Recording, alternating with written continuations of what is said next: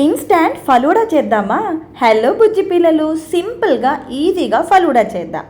First నేను ఇక్కడ సబ్జా seeds soak చేసి పెట్టానమాట.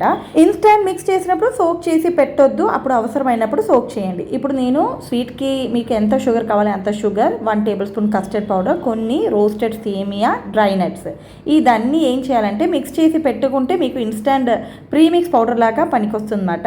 ఇప్పుడు నేను డైరెక్ట్గా చేస్తున్నాను కాబట్టి కొంచెం పాలు వేసి మంచిగా ఇది కుక్ చేయాలన్నమాట.